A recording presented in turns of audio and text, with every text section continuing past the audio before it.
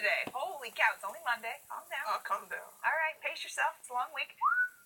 All right, face of MLB. Over the weekend, the vote was all weekend long. So, of course, the Mets' David Wright was in the contest against Clayton Kershaw. And you know who's a big Mets fan? You know who one of the biggest Mets fans is, right? Sam Ryan? Okay. Oh. Besides Sam, Jerry Seinfeld. Oh, okay. So fans were tweeting him all weekend saying, retweet this, David Wright for Face of MLB. This was from William. Come on, Jerry, let's give David Wright the lead for Face of MLB. It's 50-50 now. You can put him up at the top. So he retweeted that. And this one from Magic Mets. Hey, Jerry, do you think David Wright is the face of MLB? Please retweet if you do. So A.J. Ellis, over the weekend, this is a great picture. He said, come on, this is the face of MLB, right? That's one of the better shots I've seen of Clayton Kershaw. This one, though, was a tight battle. I was monitoring this morning. Clayton Kershaw had a 52% to 48% lead about an hour before the voting ended. And then, you know, these East Coast Mets fans made a big push. So I checked just before the show. It's very, very close. Those results are going to come up later in the show. Seinfeld effect. I love it. Yeah. So while they were sleeping out in Dodgerland, the Mets were making a push. Anyway, speaking of out west, Barry Bonds, he is going to make a return to San Francisco Giants camp. He is signed on to be a special instructor. He's going to go to camp March 9th to the 17th to work with some of the younger hitters. He said, I hit with Barry.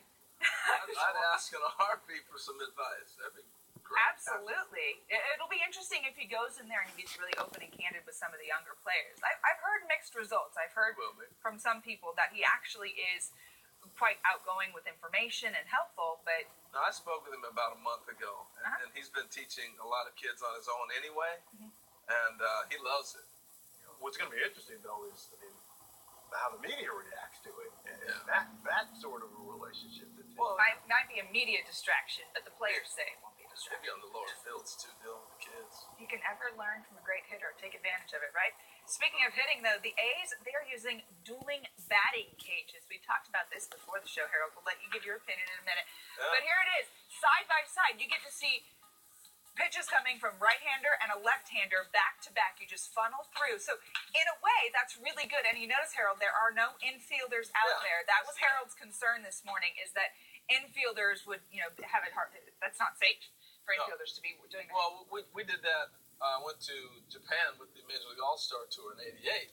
So we said, we'll be like the Japanese. That's kind of a setup like they do, but it's different. And the A's got this idea from Japan as well.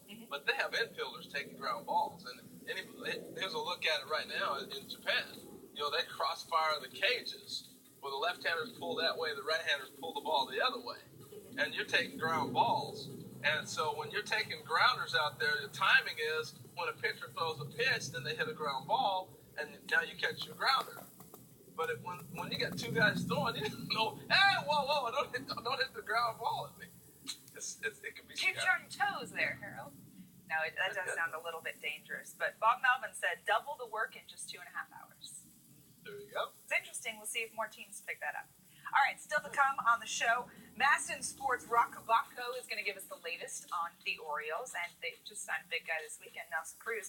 We have those face of MLB results. This was another tight battle. You'll want to see who wins between David Wright and Clayton Kershaw.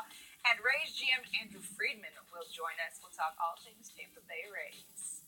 Contact us if you've got any thoughts, ideas, questions.